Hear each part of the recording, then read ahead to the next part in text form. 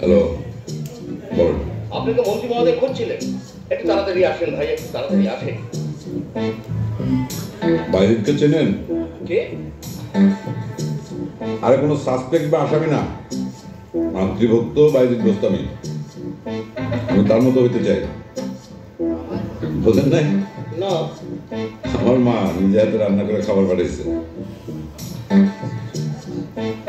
মুসুর ডাল, দেশি মুরগির ভুনা মাংস, করলা ভাজি, টাকি মাছ, বেস্টি খানা। আরাম করে খেয়ে একটু রেস্ট নিয়ে তারপর আসে।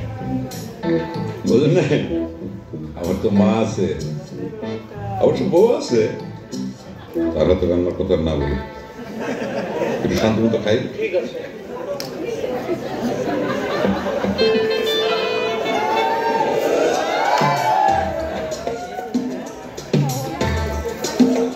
কাজী রায়ানের মজলিস।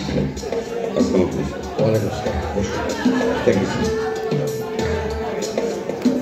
He will find the bastard. এখন টপ লিডারের অনুমতিটা পেলেই খেয়ে দেবো স্যার। এই লোক বলবে তুফানকে, এ তো তুফানের সামনে দাঁড়াতেই পারবে না। আমি তো পা দিয়ে মারবো না স্যার। আইদুল কি বলে? We need a strong person, শক্তিশালী। কোনো লাভ নাই স্যার, তুফানের সাথে কুস্তিতে কেউ পারবে না স্যার। এর মধ্যে কুস্তি থেকে আসলো। ওই যে আপনি বললেন না, শক্তিশালী।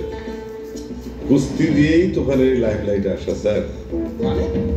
মানে সাল 1985 কুস্তিতে তুফানকে প্রথম চ্যালেঞ্জ করে তার প্রথম বস, প্রথম আব্বা বশির।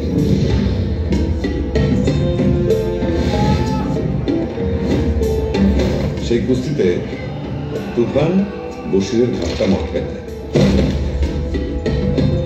শুধু ঘাড় মটকানো না, বশিরের সাম্রাজ্য ভেঙে চুরে চুরমার করে দিছে। এরপর তালাত এইটা হইল ভাইয়ের পক্ষ থেকে তর্কের।